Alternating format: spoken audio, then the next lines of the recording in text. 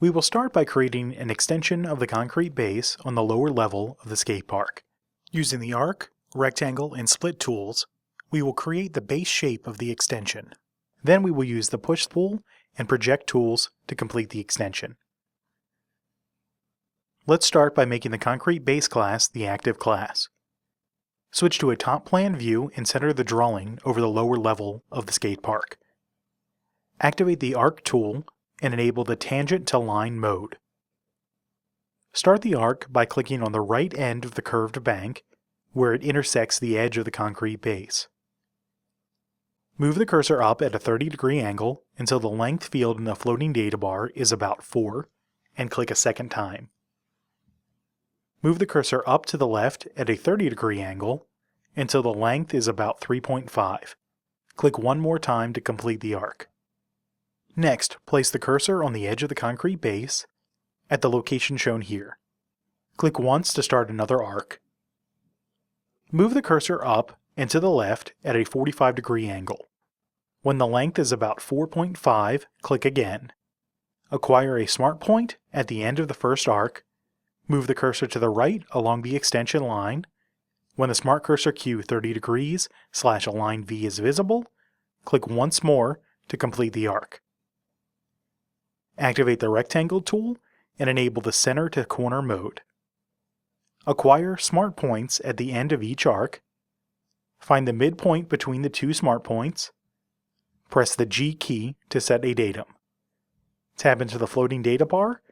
Set the length to 3.5 and press Tab to set the length. Click once to start the rectangle. Move the cursor down and to the right. Acquire a smart point at the edge of the arc on the right. Move your cursor to the right along the extension line until it is slightly wider than the two arcs. Click once more to complete the rectangle. Now let's use the split tool to split the rectangle into two polygons. Activate the split tool in the basic palette. Enable the point split mode. Place your cursor over the end of the left arc. When the smart cursor cue arc end appears, click once. Make sure the rectangle is highlighted in red. Use the previous and next buttons if needed, and click OK. Repeat this action for the intersection of the rectangle and the right arc end to create a separate segment between the arc ends. Select the two arcs and the outer polygon segment and go to Modify, Compose. Select the middle trim segment and delete it. Next, we will extrude the polyline and use the Project tool to connect it with the concrete base. Switch to a left isometric view. Select the polyline and check the Closed option in the Object Info palette. This will draw the final segment and create a closed polyline. Using the Push-Pull tool, extrude the face of the polygon to a distance of 0.3. Activate the Extract tool, then using the Extract Surface mode and Create Planar Objects option to extract the vertical face of the extruded polygon that faces the concrete base. Now activate the Project tool, then using the Add and Add Upwards mode, project the extracted face of the concrete base. Select the Extrude and the projected generic solid, and go to Model, Add Solids.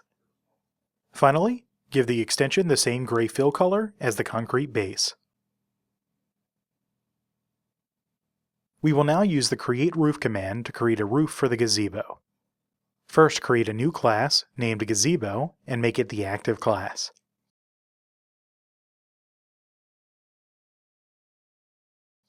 Switch to a top plan view. Activate the rectangle tool using the center to corner mode. Find the center of the rectangular gazebo area using smart points. And create a rectangle with a delta x and delta y of 2.75. With the rectangle selected, go to Model, AEC, Create Roof. In the Create Roof dialog, set the thickness to 0.18, the roof pitch to 20 degrees, uncheck Retain Original Objects, and then click OK. Now switch to a back view. You will see the roof is laying on the ground. Click on the peak of the roof and drag it up. tab into the floating data bar, set the length to 5, and press Enter or Return twice. Switch to a left isometric view, and give the roof a dark gray fill color.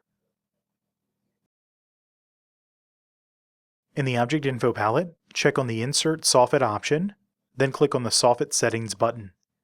In the Edit Soffit Settings dialog, set the trim depth to 0.65 and click OK. Next, we will insert a fascia. In order to insert the fascia, we need to first adjust the eave setting.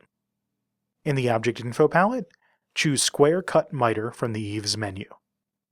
Now check the option for Insert Fascia and click the Fascia Settings button.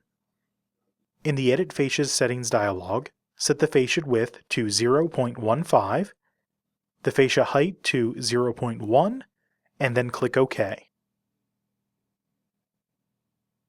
We will use the Extrude command, Project Tool, and Duplicate Array command to quickly create 4 posts for the gazebo. First, let's create a base for the post. Switch to a top plan view.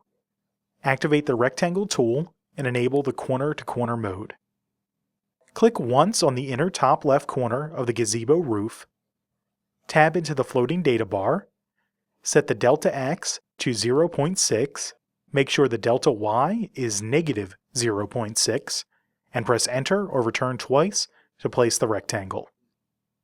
With the rectangle selected, go to Model, Extrude, and set the extrusion to 0.15.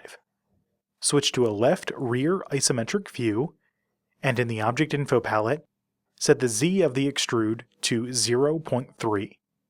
Draw a rectangle on top of the extrude using the center to corner mode and with the automatic working plane active.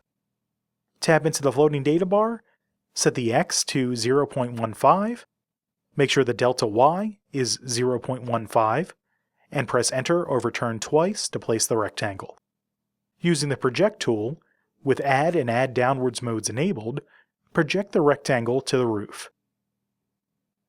Note, if you press the B key to activate the X-ray select mode, you will see the top of the post conforms to the shape of the inside of the gazebo roof.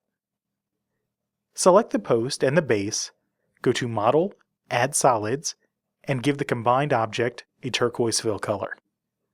Switch to a top plan view. With the post selected, go to Edit Duplicate Array. In the Duplicate Array dialog, set the Shape menu to Circular Array. Then set the number of duplicates to 3 and the angle between duplicates to 90 degrees. Choose Next mouse click for Circle Center Point, check the Rotate Duplicates option, and enable Use Duplication Angle. Finally, make sure Retain is checked under Original Object and click OK. Click once in the center of the roof to duplicate the posts around the gazebo roof.